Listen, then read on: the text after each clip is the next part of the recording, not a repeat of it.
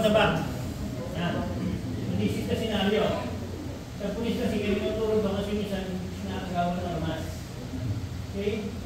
Kasi yung criminology basic na naman tayo. This is not isang body gravity. At the back with both hands. Kung kung gawin yung mag-reverse ka ng ganyan, makatingnan ha. So, easiest way to do it is grab yung kamay niya. Ano? Assuming I decided na right foot, one step forward yung right foot. Pinilateral manner, hindi direct yung ganyan. Ibig sabihin, forward pa yung base manner, yan. Para medyo ma-balance yung opponent. Kasi pag ganyan, tutulak na lang kumalik eh. Ha? Ang forward pa yung base manner, one step forward, yan is medyo na balance ko siya. The same is left foot. Left foot, forward pa yung base manner, ganun din, no?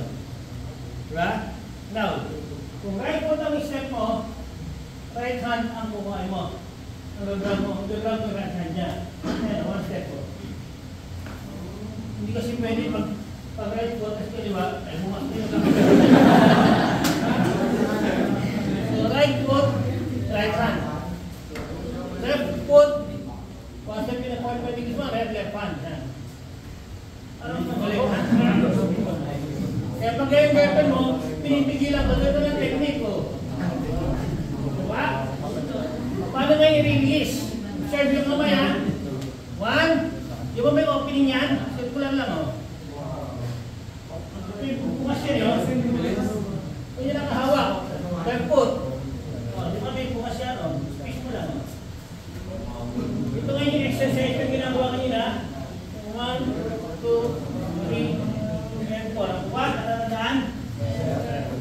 From here, 1, 2, and move away para hindi ka masuntok. Kontrol ko naman tayo. Kung bibitaw, unahan mo na. Isa lang, body weight. Pag parang may kasama, side out. Tapos ito pinipress mo pa gano'n. Okay? Ang body weight, ito, paano tayo. Ay, may unang kamay.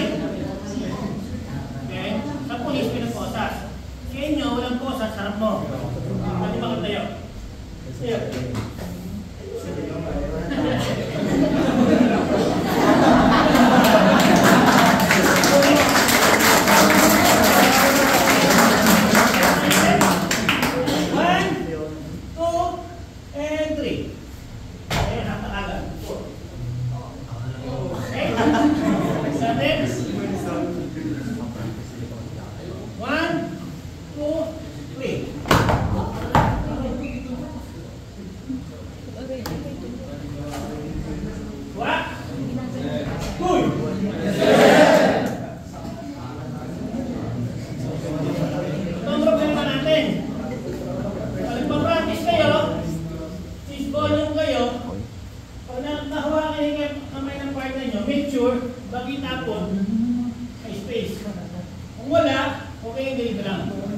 Kapalood mo lang, okay yun.